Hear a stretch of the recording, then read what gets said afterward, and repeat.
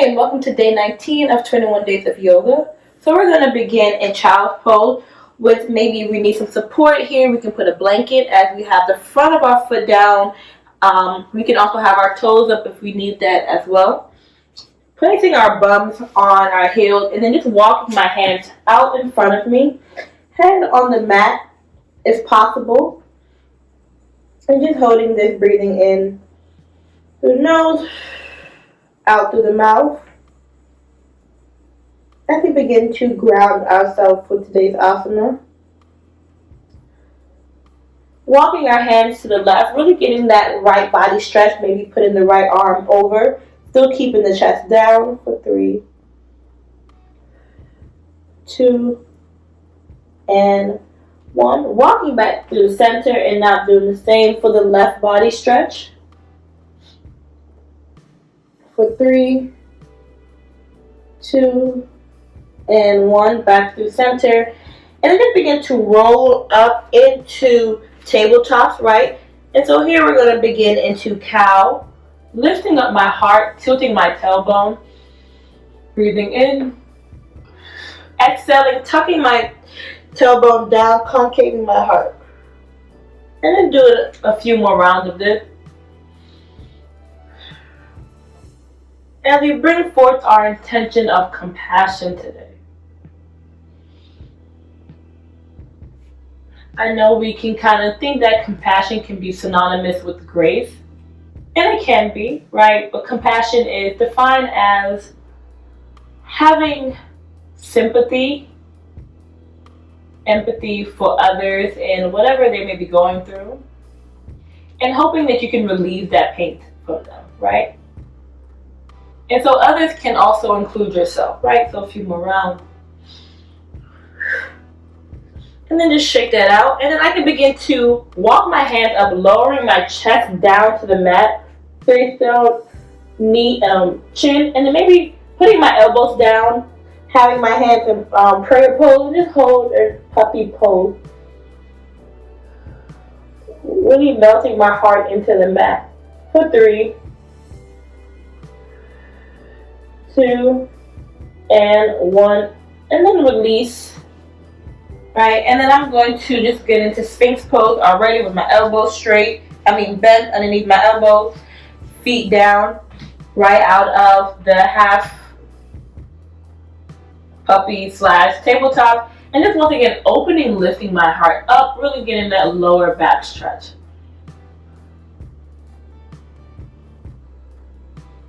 Just like with grace, I believe that compassion has to start with love, having love for others, for all beings, and including love for yourself, right? So tucking my toes, and then lifting up and back into maybe my first downward dog of the day, and just pedaling that out, right? Maybe just shaking that, looking forward and walking my feet to my hands. Ooh, really just sinking and surrendering. Having some ragdoll here. And just pedaling that out, really deepening that stretch. The more I bend or unbend my legs, so really combat that tension. And then lifting up into halfway lift, really straightening, having that flat back as if a table, extending the crown of your head, extending your torso, the lower half of your torso. And then back down. And then really opening up, lifting your hands at prayers up above your head into extended mountain pose.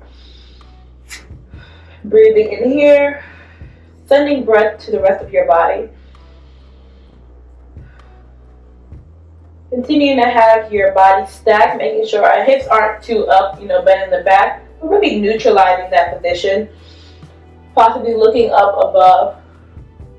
And then swan dive back forward fold, hinging at the hips. Opening my hands out and stepping back into plank or modified plank, right? Really holding it strong. And maybe just twisting into this plank, right? And then lifting up that right leg. And then lifting up that left leg. And then begin to shift forward and lower to the belly. Untuck the toes and lifting up with even just keeping your hands and the bottom of your feet or the front of your tops of your feet on the mat into up dog. Still opening up my heart for 3, 2, and 1. And then untucking those toes and lifting up and back into downward dog, right? Really waking up my body, right? With compassion comes love. Coming from the heart, really just heating up this body, lifting up that back leg, stepping it forward into a low lunge, right? Making sure I'm stacking my hips right over it and keeping my hips neutralized forward, sinking in here and holding this low lunge. Hands can be on my side or on my knee or blocked by my side. And holding this for 3,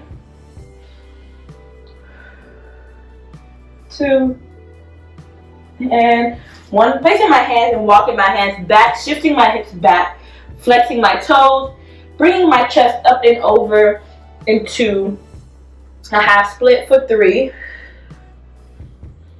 2, and 1. Walking back up, and then bringing this leg back over into tabletops, and then up and back into downward dog. And then doing the same thing for the left, lifting up, stepping it through, or walking it through. Doesn't have to be like this. I know that people who have, a bit more body here, I don't really got much hair, can kind of see through, but that might be an obstacle. So whatever is comfortable in your body. Right, holding this low lunge for 3, 2, and 1. Shifting back, flexing my toes, forward fold for 3, half split for 3, 2, and 1. Right, back into that low lunge, and then shifting that back, lifting up and back into downward dog.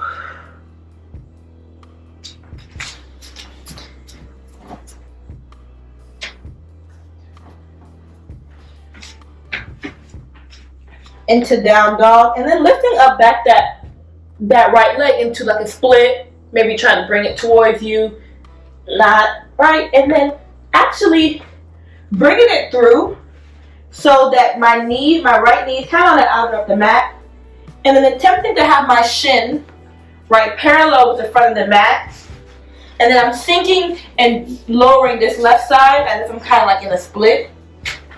Ooh, look at that, I'm getting deeper, right? And just safely, right, gently, maybe for your body, lifting it up. But this is, for me, this is how wide it can go and how parallel it can go for me in order for me to be safe and comfortable in this pose.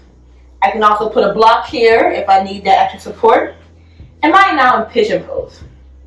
I'm actually going to try it differently by having my hands together, our heart center, really sitting in this pose, not leaning to one side or the other, but really squaring my hip as much as possible and sinking in this pose, holding this for 3,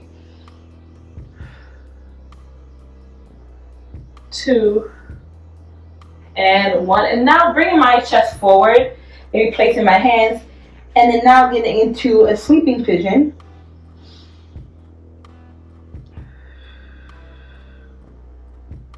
Right? Having compassion for my body and knowing when it's enough, when it's not, when it's in suffering.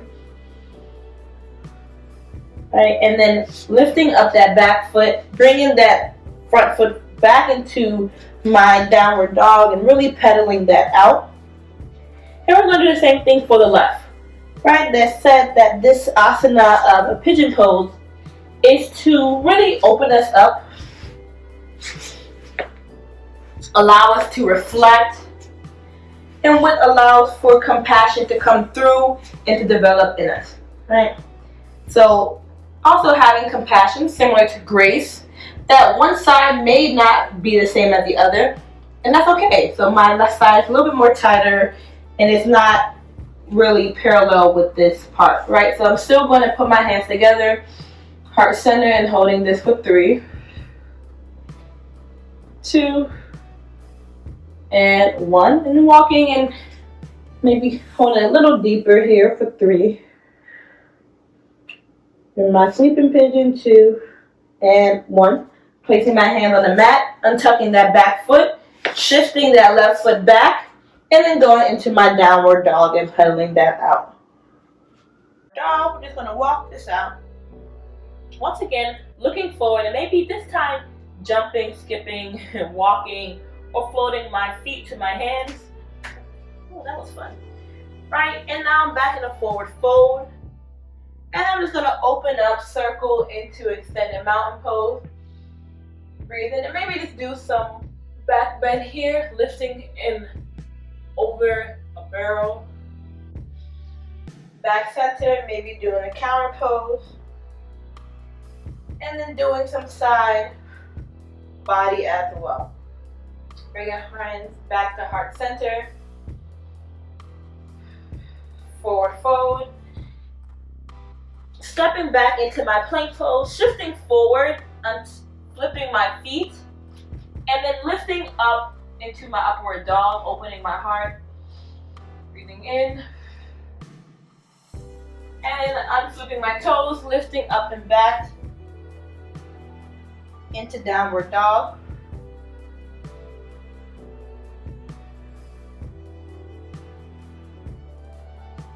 And then dropping to my knees, and I move now into cobbler, star, bound angle, so many names for it. I haven't figured out which one yet. Alright, and just sitting here, maybe flapping them, and just doing some circles to really open up my hips. And then doing the reverse circle.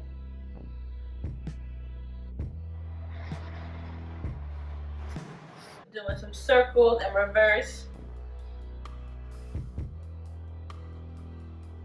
And then just gonna move now to my back and doing some supine pigeon poses. So figure four, taking my right ankle, putting it right below my left knee, lifting up this left knee to become a right angle, and really just using my knee to press down, lowering, opening up this right hip.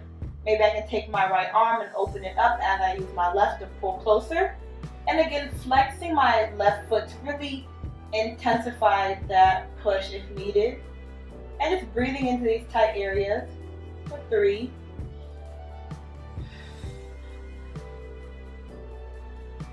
2, and 1, and release, shake it out.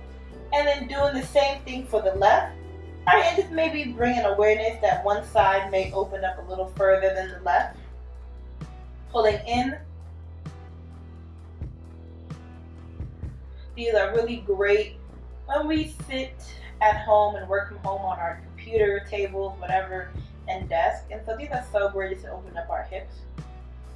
And this can even be done in a seat at your desk as well, right? So at your lunch break or whatever, just doing some of these can really open you up. And so always comment below if you want to see some different ways that you can use yoga in your everyday life or in between your lunch breaks. And release, right? And so once again, I'm going to do this bound angle supine now with my legs open. The bottom of my feet are touching, and gravity is allowing them to open and fall. And this is too intense, you can always have a block or pillow to bring the ground closer, maybe even bringing it in or further out to adjust that as well to maybe alleviate some of the force. And just take care to take some breath in and out. In through the nose.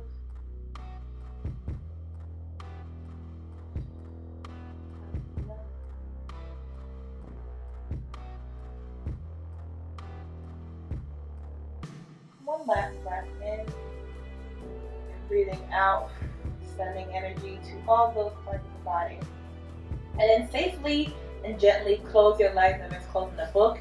And maybe do some window shield wipers, dropping your legs to one side, dropping your knees to the other side, and vice versa. Ooh, that feels good. Counter that pose. And then just begin to lay out into Shavasana. Fingers naturally curling. Sinking deeper with each breath. toes naturally falling to one side.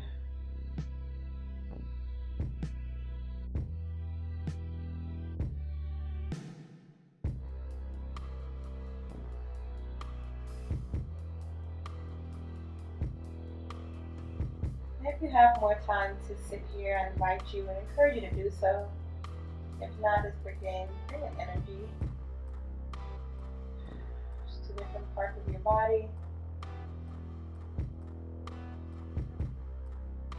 Bringing your knees up, falling to one side, and gently getting up. Eyes closed or have a soft gaze. And here, just again, hands together, heart center. And once again, bringing forth your intention for today's practice. And if you shared my intention of compassion, allow yourself to think about what compassion means to you. How are you practicing compassion on and off the mat? How are you showing compassion to yourself? And even how other people are showing compassion to you if they are. Compassion can mean a lot, right? Compassion can overlap with love and grace. And so how all those words may overlap to you. I encourage you to explore that. Thank you so much for joining me. The light in me sees the light in you. See you next time.